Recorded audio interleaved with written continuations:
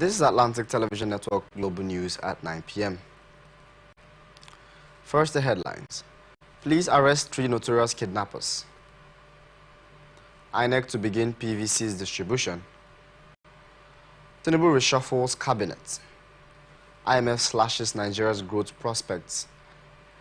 Texas sues Biden over non-citizen voting. Halima apologizes to Apostle Suleiman. Flamingos beat Dominican Republic.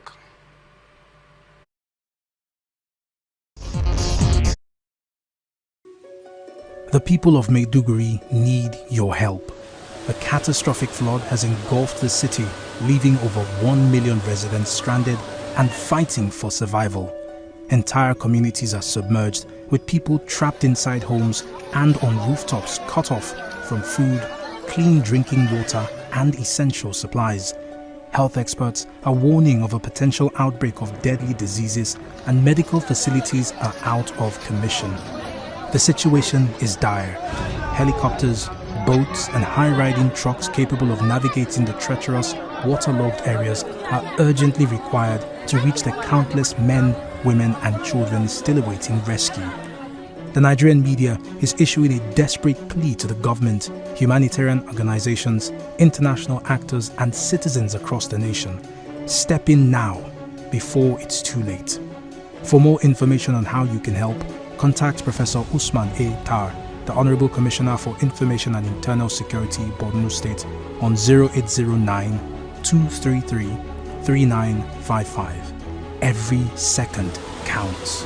This is powered by Atlantic Television Network.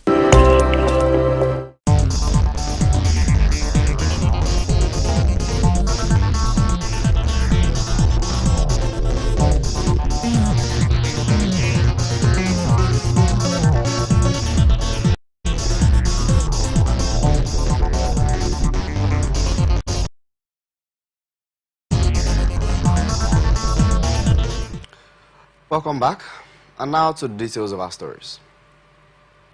Operatives of the Rivers State Police Command have apprehended 3 notorious kidnappers who have been terrorizing travelers and motorists along the Port Harcourt-Owerri Highway. The suspects are said to be behind a series of armed robbers and abductions in the area, including the recent kidnapping of a National Youth Service Corps member. The Rivers State Police Commissioner Mustafa Mohammed disclosed this on Wednesday while parading the suspects and others before journalists in Port Harcourt. Mohammed explained that the criminals were known for setting up illegal roadblocks at strategic points on the highway where they ambushed motorists at gunpoint, abducted them and demanded ransoms from their families. The suspects were identified as 20-year-old Blessing Akbelu, also known as NTA, Precious EB, 30 years, and Wisdom Amadi, 28 years. All 3 are natives of Egbeda in the Emoha local government area of River State. According to Mohammed, the suspects have been under surveillance for some time due to an alarming spike in kidnappings, including the abduction of an NYC member and 2 others along the Elele-Omerelu axis of the expressway. Mohammed reassured the public that the police are actively pursuing the remaining members of the gang, urging citizens to continue providing timely and credible information. Rivers State Police Command has confirmed the arrest of 4 persons in connection with the disappearance of one Yahaya Farouk, a National Youth Service Corps 7 in Ikuru and Doni local government area.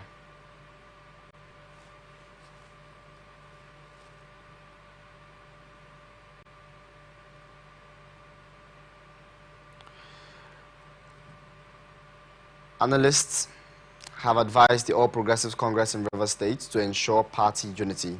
Speaking on Atlantic Television Network program, Open Conversation, public affairs analyst Ndamzi Ekulo said that members of the APC in Rivers State should make sure that the crisis in the party is solved before holding any congress. Put their house in order before holding any congress, because you can see the leadership tussle in Rivers State. If the Congress were to be held now, who will anchor it? Who will organize? Who will take lead? So I think the APC have just played a fast one to resolve the crisis in-house before. The analysts, however, advised the NNPC National Working Committee to bring the two factions of the party together and reach compromise. National body of the party obey that judgment and pursue what they are pursuing in the higher court. That is, if they have foreclosed every opportunity of arbitrarily or negotiating the matter. Ordinarily, I would advise them to bring in both parties together on a table and come up with ways of shielding their sword. Because it just... This comes after the All Progressives Congress on Tuesday announced the postponement of the 2024 party's congresses scheduled to take place in Rivers State from October 26th. A 15-day ultimatum issued by the Academic Staff Union of Polytechnics to the federal government to meet its demands is set to expire on October 23rd. The group had threatened to embark on strike should the government fail to address the contentious new scheme of service for polytechnic lecturers across the country. As the deadline approaches, more lecturers have endorsed the ASUP National Executive Council position to mobilize members to withdraw their services once the ultimatum expires. ASUP Zone D coordinator Dr. Loma Richard told the newsmen in Port Harcourt on Wednesday that the government has yet to address the contentious issues in the new guidelines. Richard said that ASUP had suspended its planned industrial action on July 22, following the federal government intervention, which mandated the National Board of Technical Education to review the disputed guidelines. According to him, polytechnic lecturers in Zone D, comprising the South, South, and Southeast states, would withdraw their services once ASUP NEC issues such a directive. Akwa Ibom State Governor Pastor Umo Eno has announced 80,000 naira as the new minimum wage for civil servants employed by the state government. In a statement issued by the Commissioner for Information, Ini Momobong, on Wednesday, the governor ordered for constitution of an implementation committee which would, within 1 month, come up with a report on how the wage increase would be executed. The head of the state civil service, Mr. Efyong Essien, will chair the committee, while 15 senior government officials will serve as members. The state listed the members of the committee to include Chairman, State Civil Service Commission, Local Government Service Commission, Permanent Secretary, Ministry of Finance, Permanent Secretary, Department of Establishments, Ministry of Labor and Manpower Planning. Others include Permanent Secretary, Head of the Office, Civil Service, Director of Budget, State Chairman, Joint Public Service Negotiation Committee Secretary, Joint Public Sector Negotiating Council, State Chairperson, Nigeria Labour Congress, Akwa Ibom State, State Chairman, TUC, State President, Nigerian Union of Local Government Employees as the final body.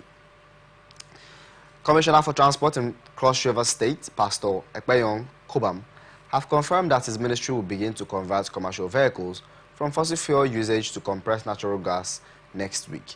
The state commenced the conversion processes 2 weeks ago. He said the conversion became imperative due to the high cost of transportation in the state, following the hike in the price of fuel.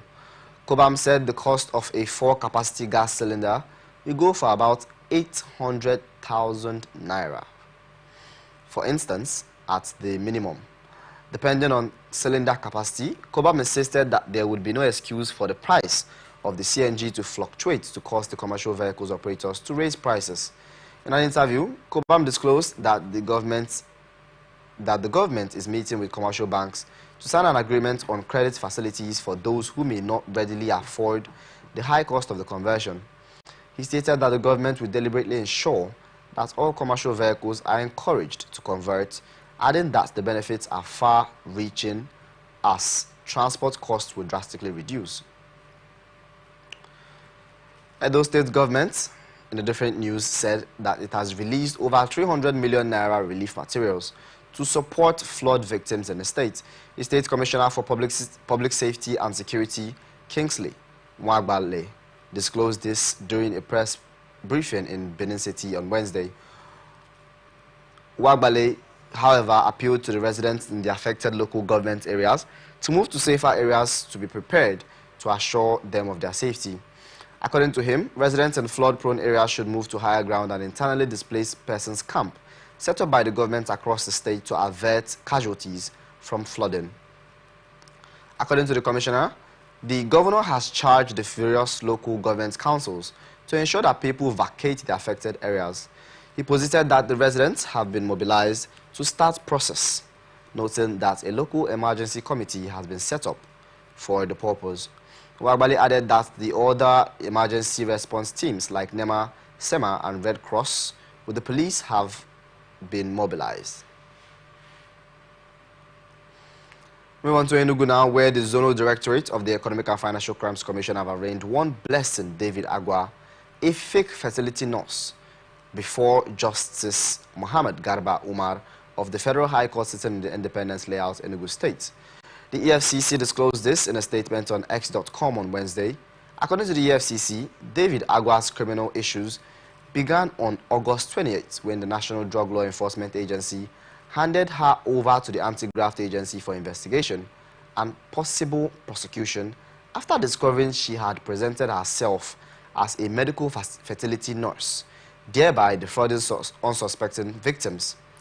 An investigation into the matter reportedly revealed that the defendant allegedly forged certificates from the Nursing and Midwifery Council of Nigeria and University of Nigeria and used them to falsely present herself as a medical fertility nurse, specially trained to assist women in getting pregnant with ease.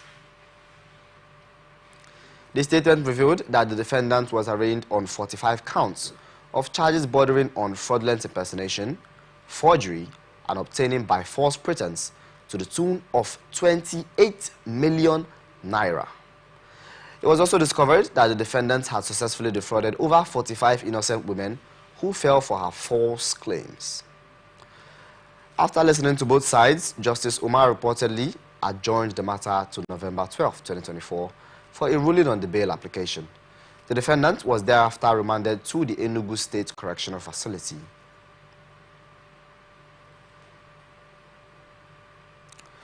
Ogun State government on Wednesday urged residents of flooded areas and communities across the state to relocate immediately, just as they had been advised about 4 months ago. Some of the communities affected by the recent release of water from Oyan Dam include the Sherry, Riverview Estate, Oshon Estate, OPIC Estate, Arepo, Marere, Akute, Alagbole, Orimerumu, and Magboro, amongst others. The government urged residents of these areas to heed its early flood alert advisory to either relocate or alleviate their homes during the time of the year. The Commissioner for Environment, Ola Oreshaya, stated this on Wednesday in response to the flooding areas and the situation, which was necessitated by its lowland nature and the high level of tidal fluctuation from river flooding, forcing the Ogun-Oshun River Basin Development Committee and Authority to release excess water from the Oyan Dam. In Ogun State, Chairman of the Independent Electoral Commission in the state, Babatunde Osibodo, has admitted that state electoral commissions need reforms for optimal performance and conduct of credible polls. He said necessary reforms are best options rather than the agitation for a transfer of the conduct of local government elections to the Independent Electoral Commission. Osibodu explained that while INEC still struggles with the workload saddled with it, the local government elections would become a burden to it. He spoke during a media parliament organized by the Nigeria Union of Journalists in Ogun State Council, held at the council secretariat in Abeokuta. Recalling the controversy surrounding the recent concluded Edo State elections, the chairman insisted that devolution of power to the federating state was preferable to centralization. In a different story, INEC on Wednesday said it would commence the issuance of permanent voters' cards in the state on Thursday and would be available for collection in the 18 local government areas of the offices in the state. The commission also urged media organizations to collaborate with it in ensuring the smooth conduct of polls, which comes up on November 16th. Speaking at an interactive session with media executives in Akure, the state capital on Wednesday, the INEC National Commissioner, Mr. Sam Olumekun, explained that collaboration with the media was needed to tackle challenges such as apathy, misinformation and logistical barriers that may prevent citizens from collecting their PVCs. In her recent remarks, the Ondo Resident Electoral Commissioner, Ms. Oluwatoyin Babalola, stated that the workshop would provide the participants with a comprehensive knowledge of the electoral guidelines, processes, and ethical considerations that must guide media reportage of the poll. In a different story in Kwara, at least 5 suspects have been arrested and detained by the police command in connection with the alleged murder of a 46-year-old political science graduate of the University of Ilorin, Lanre Adebayo. The suspects include the chairman of the community, his 2 wives, and 2 local security men. They were arrested by police operatives on Tuesday and whisked away to the State Police Criminal Investigation Department headquarters in Ilorin on Wednesday. Larry was allegedly murdered on Sunday in the Ita Elekpa area of the Ilorin West local government area during a heated argument between him and the local security men on his way home. ATN gathered that Larry was allegedly macheted to death in the encounter with security men, which occurred at about 10 p.m. Efforts to reach the spokesperson of the State Police Command DSP Ejire Adeyemi Toun on Wednesday proved unsuccessful, but competent sources at the command confirmed the development. Move on to the FCT now, where the Minister of the Federal Capital Territory, Barrister Nyesom Wike, has ordered the immediate demolition of illegal structures at the Sabonlugbe South District layout of the FCT. The minister gave the order in Abuja on Tuesday, October 22nd, 2024, in a visit to the site of illegal constructions and structures. Our correspondent, Joseph Moses Moyinka, completes the report. In an unexpected visit to New Lugbe along Airport Road in Abuja, the Honorable Minister of FCT, Barrister Nyesom Wike, with the company of FCT security agencies, ordered demolition of Monte trees, the Futul Estate and all other illegal structures around that area. Wike said many houses are built without proper document from the FCT administration, describing the developers as land grabbers who will build without the approval of the Development Control in contravention of the Land Use Act provision of FCT. They should be able to carry out the survey and then demolish everything that you see here. Let us know what it will look like in the commanders. Men take over the place and then take over the place. The problem we're having, you can imagine what the developer of the stuff is doing there. And then there's, do you have, that's their own land there. Not one document, not one document, and we're not going to allow that. We won't allow that. So everything now is over to you. Go with the director's authority and his other.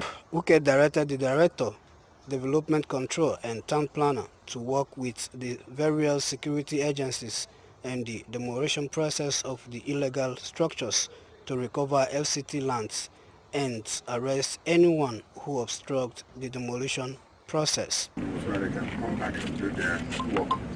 Criminal request or whatever, and then arrest anybody you find here. Then come explain who gave you this land. You know, to go now they say, this is where we're having our businesses. You cannot do an illegal business. And these are how criminals can even come here. I won't even know that they can operate from here. So let's take steps now and take over the land. All right? Thank you. Joseph Moses Mawinka, Atlantic Television Network News.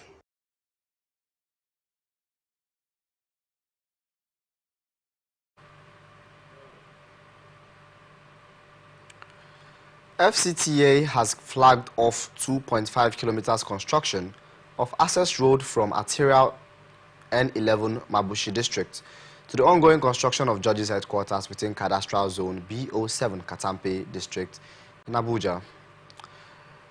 FCT Minister Nyesom Wike said at the flag-off ceremony and groundbreaking project in Abuja that the FCTA will not be tired until all roads in Abuja are connected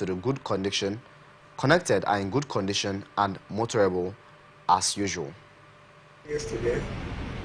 Today when the Mabushi axis, we will not rest until we see that all the districts are all connected with good roads. It is very, very important that one thing that makes a city clear is good roads, good network of roads. It makes a city very clear.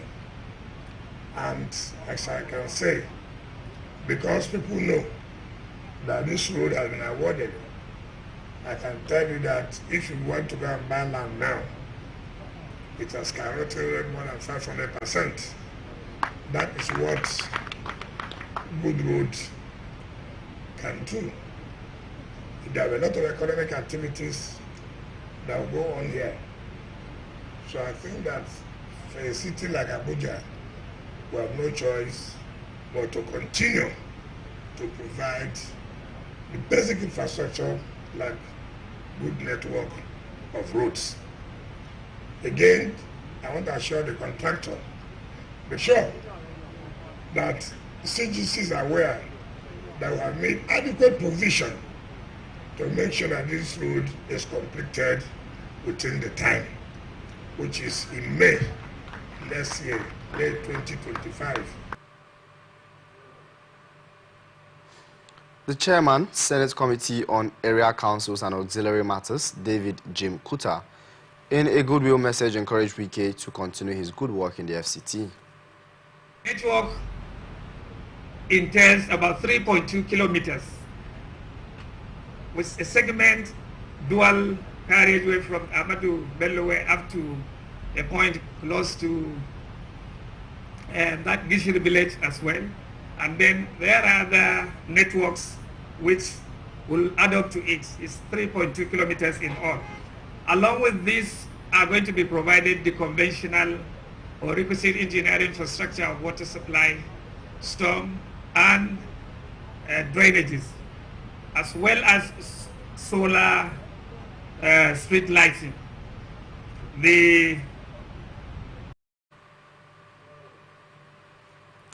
Earlier, the Executive Secretary of the FCDA, Engineer Shehu Hadi Ahmed, states the overview of the project.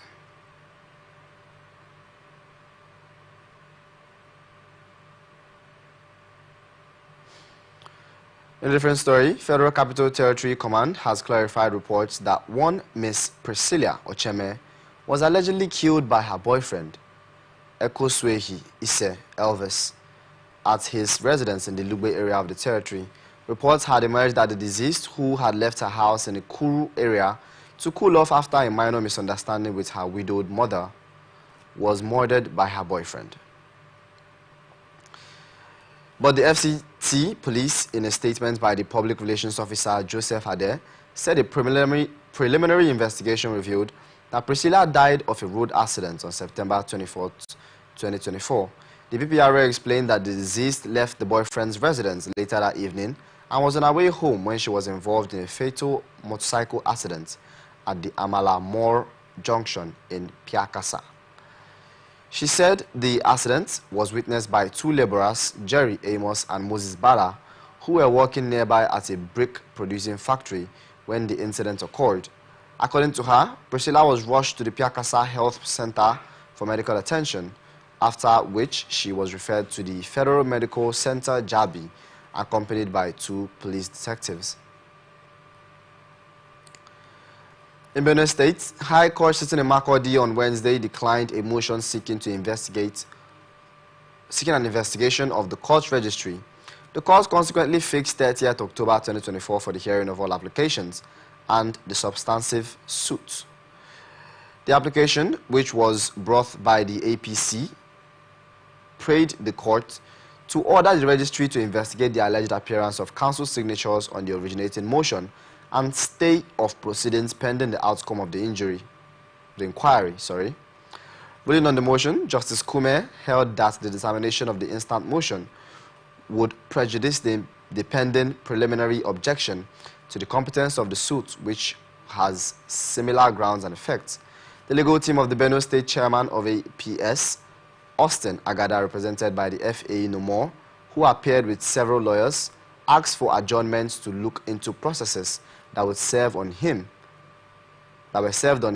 on court as the Swem Esquire, who held the brief of Matthew Borka SAN, and Basil Hemba, who held the brief for Diko SAN, did not oppose the ruling. We now move on to Plateau State, where the police commander has rescued 4 children who were allegedly lured away with biscuits by suspected child traffickers in the state. The commissioner of the police, Olugbenga Adeshina, disclosed this while addressing journalists on Wednesday at the command. Adeshina revealed that the police received a distress report on 12th October 2024 stating that 4 children had gone missing the previous day. According to the neighbor's daughter, the children had been seen with one Comfort, a female who frequently visited her friend, Adamu Bawa, in the compound, often buying them biscuits. He added that upon receiving the report, police operatives swiftly took action, leading to the rescue of 4 children and the arrest of 2 suspects in connection with the case. In a separate operation, the commissioner disclosed that 25 suspects had been apprehended for various offenses across the state. Among them was one Joseph Emmanuel, who was caught with a fabricated pistol after robbing a female churchgoer of her phone and power bank valued at 75,000 naira. Additional urged that all suspects will be charged in court once investigations are concluded. While commending the public for their assistance, he urged continued collaboration with the police to ensure a safer Plateau State. The governor of Kebbi State on Wednesday signed into law a new minimum wage of 75,000 naira for the state civil servants. The governor signed the new bill in the presence of the national president of Nigeria Labour Congress, Mr. Joe Ajaero, and other executives of the union at Government House, Benin Kebbi. ATN reports that Lagos, Rivers, Kogi, Ogun State, amongst other states, has also approved new minimum wages for civil servants. While Lagos and Rivers approved 85,000 naira, others are now 75,000 to 70,000. You're watching the Global News and Atlantic Television Network. We'll be back after this short break. Stay with us. The people of Maiduguri need your help. A catastrophic flood has engulfed the city, leaving over 1 million residents stranded and fighting for survival. Entire communities are submerged, with people trapped inside homes and on rooftops cut off from food, clean drinking water, and essential supplies. Health experts are warning of a potential outbreak of deadly diseases, and medical facilities are out of commission. The situation is dire. Helicopters, boats, and high-riding trucks capable of navigating the treacherous, waterlogged areas are urgently required to reach the countless men, women, and children still awaiting rescue. The Nigerian media is issuing a desperate plea to the government, humanitarian organizations, international actors, and citizens across the nation. Step in now, before it's too late. For more information on how you can help, contact Professor Usman A. Tar, the Honorable Commissioner for Information and Internal Security, Borno State, on 0809-233-3955. Every second counts. This is powered by Atlantic Television Network.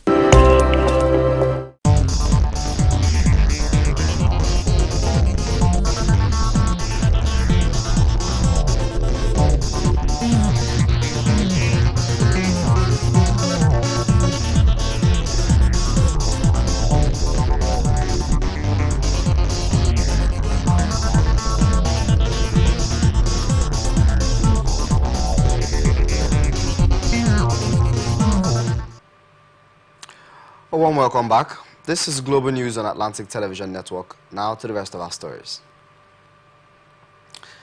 President Bola Tinubu and Federal Executive Council have scrapped the new Niger Delta Ministry and the Ministry of Sport Development. Special Advisor to the President on Information and Strategy, Bayo Onanuga, disclosed this on his post on the official handle of his X on Wednesday. He said the decision was taken at the meeting of the FEC in Abuja. According to him, there will now be a Ministry of Regional Development to oversee all the regional development commissions, such as Niger Delta Development Commission, Northwest Development Commission, Southwest, Northeast, and others. He stated that the National Sports Commission will take over the role of the Ministry of Sports henceforth. During the FEC meeting, the President also approved the merger of the Ministry of Tourism and the Ministry of Culture and Creative Economy. Despite the announcement, Onanuga did not state what would happen to the ministers in charge of the scrapped ministries or how they would function henceforth. Much awaited cabinet reshuffle of President Bola Ahmed Tinubu began on Wednesday with the sacking of 5 ministers and the nomination of 7 new ones for Senate confirmation. The President also reassigned 10 ministers to new ministerial portfolios and appointed 7 new ministers for Senate confirmation. Tinubu nominated Bianca Udumegu Ojukwu as the Minister of State Foreign Affairs, while Net Tawe Youth Wada as the Minister of Humanitarian Affairs and Poverty Reduction, officially bringing to an end the tenure of suspended Betta Edu. The President also nominated Maigari Digaya as the Minister of Labour and Employment, Jumoke Oduwole as the Minister of Industry, Idi Maiha as Minister of newly created Livestock Development Ministry, Yusuf Atta as the Minister of State, Housing and Urban Development, with Suaibu Ahmed as the Minister of State Education. The President sacked Uju Kennedy Ohaneye as the Minister of Women Affairs, Lola Ade John as Minister of Tourism, Tahir Maman as Minister of Education, Abdullahi Gwazo as Minister of State, Housing and Urban Development, and Jamaila Ibrahim as Minister of Youth Development. The President appreciated the outgoing members of the Federal Executive Council for their service to the nation, while wishing them the best in their future endeavors. He then charged the newly appointed ministers as well as their reassigned colleagues to see their appointment as a call to serve the nation. Still on the President, Dr. Abdullahi Usman Bello has been sworn in as the chairman of the Code of Conduct Bureau. The brief swearing in of this in ceremony preceded the Federal Executive Council presided over by President Bola Ahmed Tinubu. Wednesday's FEC meeting is his first since returning from a 2-week vacation in the United Kingdom and France. The last session was held on September 23, 2024. Speaking to journalists after the swearing-in, the new CCB chairman Bello outlined his commitment to addressing corruption through the Commission, Nigeria's foremost anti-corruption agency. He emphasized the importance of integrity and accountability amongst public servants and promised to uphold the Bureau's mandate. He expressed the belief that while corruption is a global issue, effective systems can mitigate it, assuring that Nigeria has the necessary systems and institutions to combat corruption, and he intends to focus on delivering the Bureau's mandate to ensure integrity and prevent corruption. In an attempt to significantly resolve the syndrome of out-of-school children, the Senate has called for a national summit after briefings with President Bola Tinubu. This resolution was taken during plenary after the submission of reports of the Committee of Education, Basic and Secondary on the compelling need to tackle the challenge of out-of-school children in Nigeria. The chairman of the committee, Senator Usman Lawal Adamu, representing Kaduna Central, disclosed that over 2 million out-of-school children have been enrolled in the last 1 year through the collective efforts of the agencies of the ministries working on out-of-school children education. In conclusion, addressing the issue of out-of-school children in Nigeria demand constant joint effort of government at all levels, national and state, local government, traditional ruler, parent, development partners, civil society organizations, and stakeholders in education, ensuring security, improved education infrastructure, enhancing teachers' training, accurate data management, adequate funding, monitoring, and updates. Collaboration with state and local government are all crucial in this regard. The unanimous views of all, may I move an amendment to the recommendations of our committee to read as follows: that in view of the seriousness of the issue of out-of-school syndrome in Nigeria and its implications for national development, and realizing also the fact that different levels of stakeholders need to come together to fashion out a lasting solution to this, that this Senate calls for a national summit after briefing the leader of the executive arm. I so move. In a robust debate by over 20 lawmakers, the out-of-school children menace was identified as a time bomb demanding solutions that transcends that of federal government alone. While some lawmakers called for a proper handshake between the national and sub-nationals, particularly on the issue of access of the UBEC funds. Ago, Bill Clinton, former president of America, had to come to Nigeria. What was he coming to do? He was concerned about the plight of out-of-school children. He particularly said, we are sitting on time bomb. Today we are already seeing the time bomb addressing these issues. Some people will say it is from federal, some people will say from the state. Coming as a former governor, I think it is from the states. I said this because of out of experience, sir. Federal government have done everything, a lot. They have done a lot.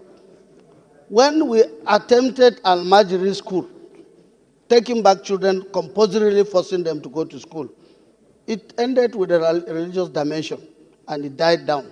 They are back to Al-Majiri streets. I believe that the Federal Ministry of Education in Nigeria has no national policy on out-of-school children.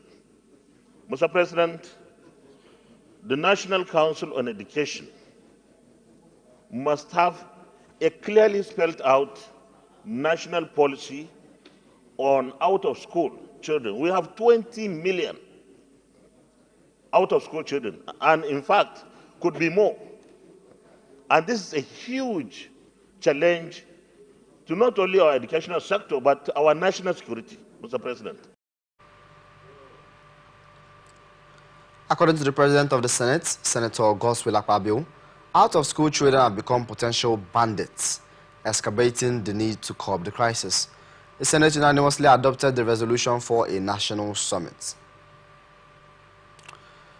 The House of Reps has put on hold a bill aimed at increasing the monthly revenue allocation for oil-producing states.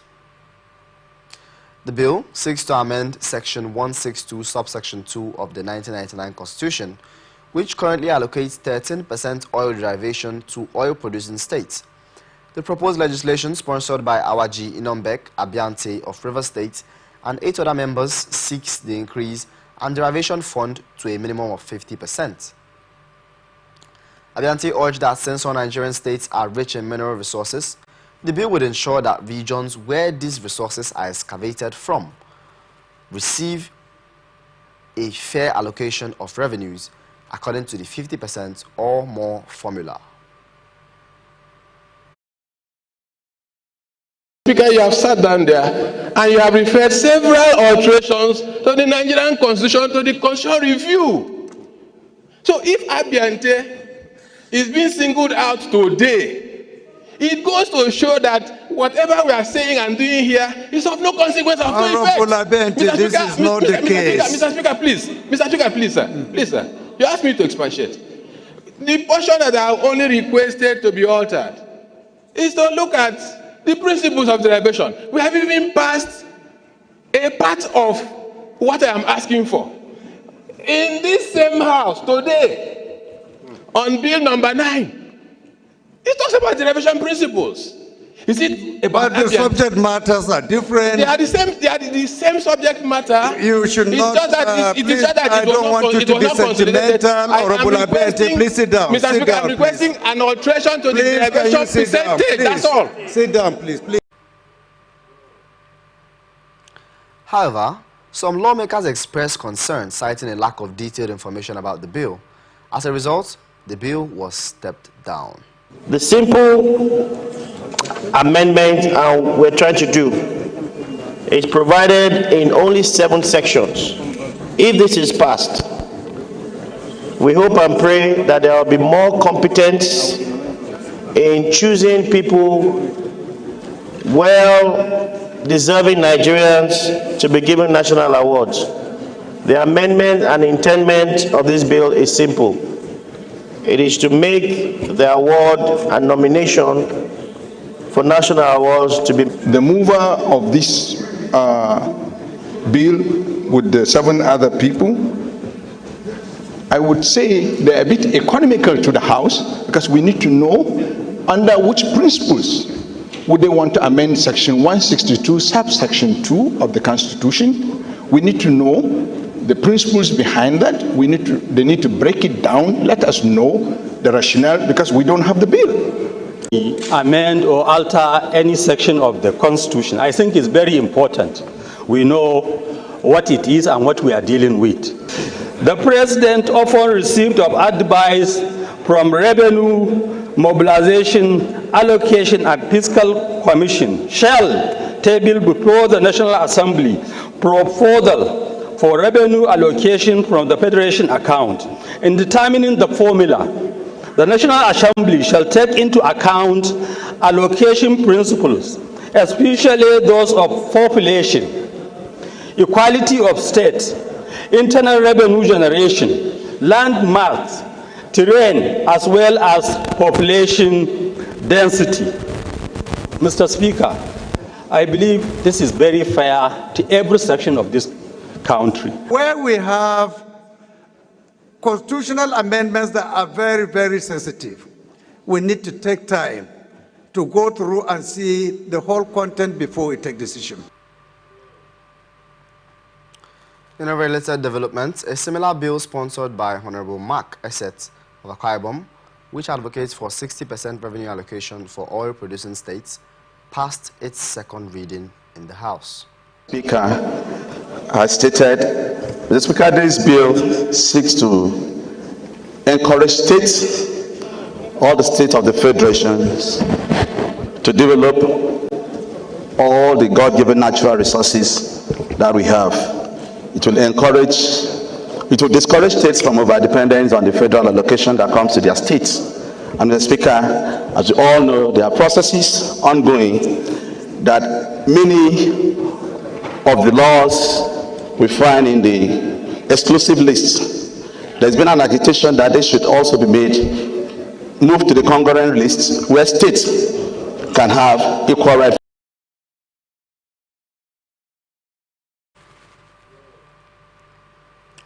According to the lawmaker, if enacted, the bill would drive the development of resource-rich states, ultimately benefiting citizens through broader economic impacts.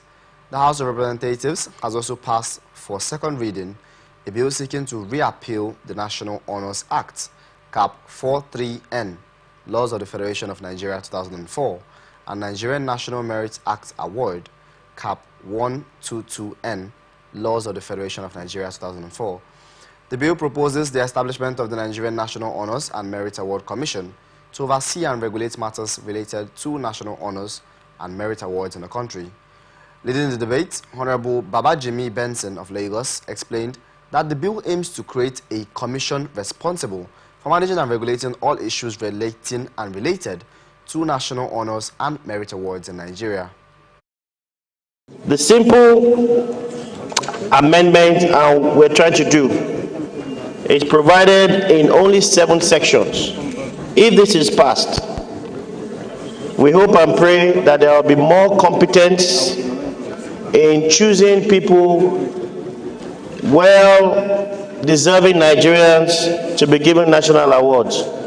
The amendment and intent of this bill is simple.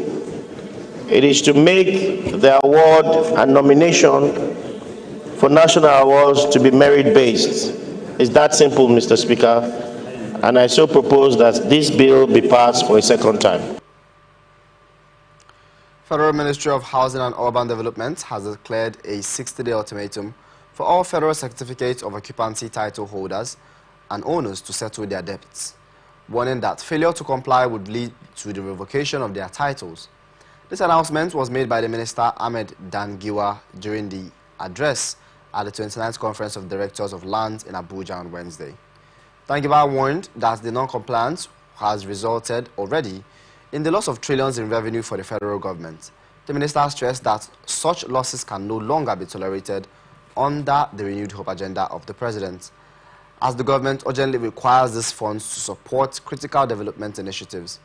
He also addressed reports of residents associations obstructing ministry officials from carrying out billing and enforcement duties in various estates, warning that those who fail to comply with the terms of the C of O would face strict penalties.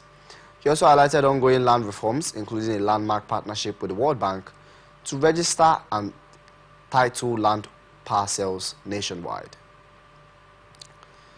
In a separate development, the federal government on Wednesday withdrew the money laundering charges preferred against Binance Holding Limited executive Tigran Gambaryan. Binance, its U.S. head of finance crime compliance, Gambaryan, and the exchange British Kenyan regional manager of Africa, Nadeem Anjawala, were facing money laundering charges to the tune of $35 million, brought against them by the EFCC. Ekene Ihanacho, counsel of the EFCC, confirmed this to newsmen on Wednesday morning. He said the charges were dropped because of the diplomatic issues and that Gambaryan's health has worsened. Gambaryan and Anjawal were initially both detained in the custody of the Office of the National Security Advisor. Anjawala, however, fled unlawful custody on March 22, 2024, while his counterpart, Gambaryan, was arraigned on April. Following his arraignment, the court ordered his remand to Kuje Correctional Facility. Analysts have stated that political appointments should be based on capacity. Speaking on Atlantic television network program Atlantic Blowout, public affairs analyst Greatman Badom said electing someone who has the ability to make things work in the country is better off than prioritizing ethnicity. Based on where they come from, rather than what they bring to the table. And that's it. That's our problem. Even if the man is a Northerner, what will make the country work, then let's get him on board. I think we said something like this earlier about the Japanese people, how they bring in the smart people and the other foolish people will follow. Let's consider ourselves foolish. Let's put the smart man there. Ability to put, I used to tell people, the quality of a man can also be seen in the quality of his questions. Ability to make right decisions shows the quality of person you are. Ability to make the right decision. So if the country decides rightly, then it means that we are ready for something good. So I agree with Mr. President totally that, look, regionalism has spoiled a lot. Because let's come to the facts. Nigeria is a very diverse country. 523 languages spoken officially. When is everybody going to get to the point of proper representation, if you want to come to the details? When? When will the Kanuri man feel represented? When will the Ogoni man feel represented? When will this? When will that? So at the end of the day, you realize that Nigeria is an originally diverse nation. And that's why we always use the word unity in diversity when we talk about Nigeria. Because as diverse as we are, we hold same resilience. As diverse as we are still the same black skin. So at the end of the day, Nigerians should look beyond regionalism. Mr. Badom further stated that it does not matter who becomes president. Rather, what Nigerians should be concerned about is the person who can do better to advance the economy. Person from the Niger Delta agitating. Why did we have the Niger Delta agitators in the name of militants? Because the oil was coming from us and we were not getting anything back. We laid the golden egg and we're not taken care of. We don't see the impact of the golden egg. So whether it is an Igbo man, a Yoruba man, an Hausa man, a thief man, or the Kanuri man, an Ogoni man, whatever, whoever was president did not matter. What mattered is, Mr. President, we produce, we gain. So imagine if the country is working. Would you even remember who the president is? You will not even remember which town he comes from. What Nigerians want is a Nigeria that works. If the Igbo man will make Nigeria work, we vote him in, let him make Nigeria work. After 10 years, not that the Igbo side is working, the Hausa side is not working. Nigeria is working holistically. When Nigeria works holistically, nobody will remember the tribe of Mr. President. This comes after the former Nigerian President Olusegun Obasanjo identified regionalism as a key factor behind Nigeria's ongoing challenges, urging Nigerians and citizens to move beyond sectional politics. In Kano State, the High Court on Wednesday fixed November 20th for hearing of pending applications in the ongoing case of alleged bribery and misappropriation against the national chairman of the APC, Abdullahi Ganduje, and 7 others. The state government had instituted an 8-count charge bordering on bribery allegations, misappropriation, and division of public funds, running into billions of naira against Ganduje, alongside his wife, Hafsat Umar. Others are Abubakar Bauro, Umar Abdullahi Umar, Jibrila Mohammed, Lamash Property Limited, Safari Textiles Limited, and Lasage General Enterprise Limited. When the case came up for the hearing for the 6th defendant's preliminary objection, counsel to the state, Mr. Adeolu Adipe, SAN, told the court that he was not ready to proceed. Counsel to Ganduje, his wife, and Umar, Mr. Ofyong, told the court that he has not served the preliminary objection and that the plaintiff's counter affidavit. Justice Amina Adamu Aliyu said service of processes is very important and overruled the plaintiff's application. Adamu Aliyu adjourned the matter up until November 20th for a hearing of all pending applications. We now move on to business news, where the House of Representatives has directed its Committee on Power to investigate the frequent national grid collapse and provide a report within 3 weeks. This decision followed a motion of urgent national importance raised by Honorable Manu Soro, the Bauchi PDP. During the plenary session, in his motion, Honorable Soro expressed deep sorrow over the persistent grid failures, which have plunged the entire country into blackouts, worsening the economic challenges already faced by Nigerians. Soro stated that the national grid had collapsed 8 times in 2024 alone, describing the situation as alarming. He stressed that a stable power supply is essential for driving economic growth and development of any nation. He further highlighted that states in the northeast and northwest regions, have been left in darkness due to the ongoing power sector crisis, urging the Transmission Company of Nigeria to restore electricity to the affected areas. Soro also pointed out the troubling fact that these grid collapses are occurring even as the Minister of Power assures the public of improved electricity supply, a promise that led to the government approval of increased electricity tariffs for Band A customers. The International Monetary Fund has lowered its 2024 growth forecast for Nigeria's economy to 2.9%, attributing the downgrade of weaker than expected economic activity in the first half of the year. This was revealed in the IMF's October 2024 World Economic Outlook released during the ongoing annual meetings in the World Bank and IMF. The revised forecast represents 0.2% point decrease from the 3.1% forecasted project in the 2024 WEO. The IMF slightly raised its forecast for Nigeria's economic growth in 2025, projecting a growth rate of 3.2%, up from 3.0% in the July report. Similarly, the IMF reduced its 2024 growth forecast for sub-Saharan Africa to 3.6%, down from 3.7% in July.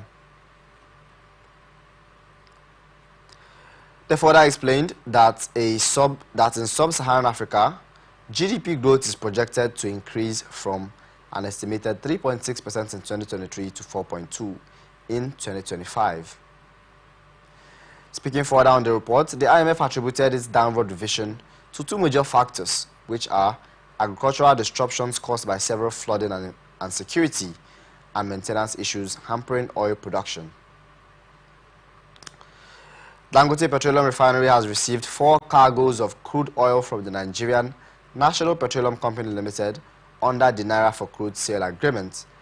Officials of the refinery and the federal government confirmed it was gathered that the 4 cargoes of crude were delivered to the refinery within the past 3 weeks, when the government kick-started the sale of crude to local refineries in the local currency.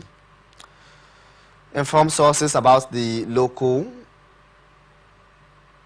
crude sale deal told newsmen that the refinery was still waiting to receive more crude oil cargoes from NNPCL.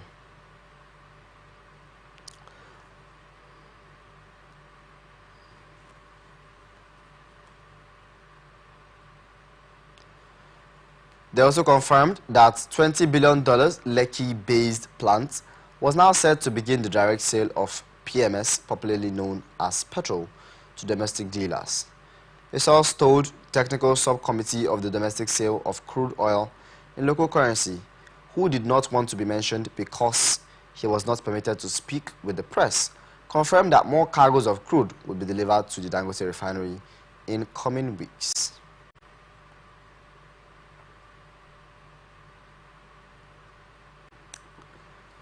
In international news, paramilitary rapid support forces have attacked villages in the south of Sudan's El Gezira state, killing at least 25 people following the defection of high-ranking RSF officer Abuagla Kelkau, who is from the area, activists said. As soldiers from the other RSF divisions ransacked the farming state beginning in December, Kelkau's local forces had held incursions into East Gezira at bay, sparing civilians the worst of the violence while imposing control of the area. But following his defection on Sunday, large numbers of RSF soldiers streamed into the region in what activists describe as a revenge, reporting displacement, looting and killings. The Rufai Resistance Committee, a pro-democracy group, said on Tuesday that at least 25 people have been killed in Rufai, the area's largest town, and 7 other villages and towns since Sunday. Several reports of rape were said to have been heard also, and the RSF on Tuesday said that it had driven the army out of the town of Tambo, where 2 sides had clashed as the army continues a campaign to regain territory of the RSF. It further mentioned that the RSF shared a video on Tuesday purportedly showing the army commander in Tambo that has been killed alongside 370 other soldiers. In the U.S., Texas Republican Attorney General Ken Paxton sued Democratic U.S. President Joe Biden's administration, saying the federal government was not providing the help it needed in assessing the citizenship status of some of its registered voters. The lawsuit filed by the U.S. District Court for the Western District of Texas accuses the Biden administration, and specifically the Department of Homeland Security, of refusing to help to determine the citizenship status of 450,000 of the 17.9 million registered voters in the state. It is already illegal for non-citizens to vote in the U.S. federal elections, and state and private reviews have turned up very few instances of them doing so. Still, Republican president candidate Donald Trump and his allies have argued that large number of non-citizens could vote in the November 5th election when he faces Democrat Kamala Harris. Trump has falsely claimed that his 2020 loss to Biden resulted from widespread voter fraud. The Department of Homeland Security did not immediately respond to his request for comment. Paxton's office said he sent a letter earlier this month asking the U.S. government to verify the citizenship status of people who may be unlawfully registered to vote in Texas by October 19th. His office said he proceeded with the lawsuit when his request was not answered.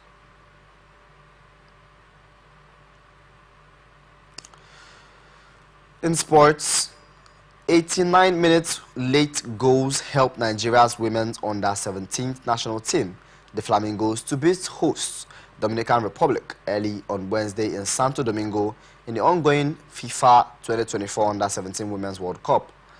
Midfielder Shakirat Moshood collected the ball from 25 yards and launched a powerful left-footed strike at goal, which went past the Dominican goalkeeper, marking her 4th goal of the tournament. Earlier, 15 minutes into the game, Moshood's attempt was ruled as offside by the video assistant referee before team captain Taiwo Afolabi struck to force the Dominican goalkeeper to a save. After halftime, the Flamingos kept piling the pressure on the opponent before Moshood found the net. The winning is the Flamingos' 3rd consecutive victory as they emerge Group A leaders above Ecuador, host Dominican and New Zealand. The win in their final group game has helped them amass a total of 9 points.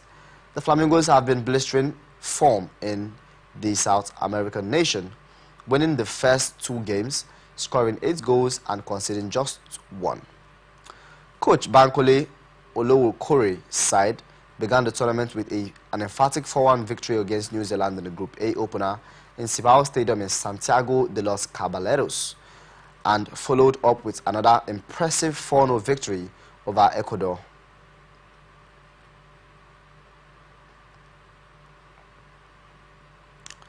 In entertainment news, singer Initimi Alfred Odom, fondly called Timaya, recently revealed how his attempt to use controversy as a publicity strategy ended up working against him.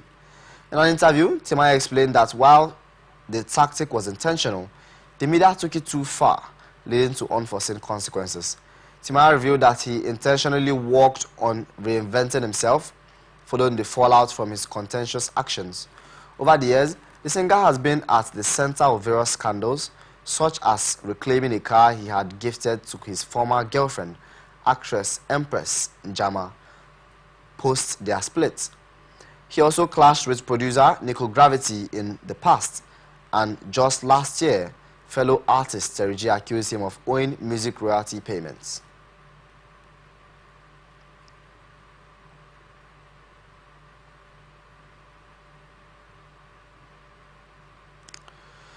And that's the global news for tonight. Before we go another look at the major headlines. Police arrest 3 notorious kidnappers. INEC to begin PVC distribution. Tinubu reshuffles cabinet. IMF slashes Nigeria's growth prospects. Texas sues Biden over non-citizen voting. Halima apologizes to Apostle Suleiman. Flamingos beat Dominican Republic. I am King David Obasi. Thank you so far for watching and staying tuned with us. Continue with us on our socials, on our social media platforms. Twitter at Atlantic TV Network. Facebook and YouTube, Atlantic Television Network. Instagram, Atlantic TV Network. Peace and unity are the pathways to progress. Thank you so far for staying with us.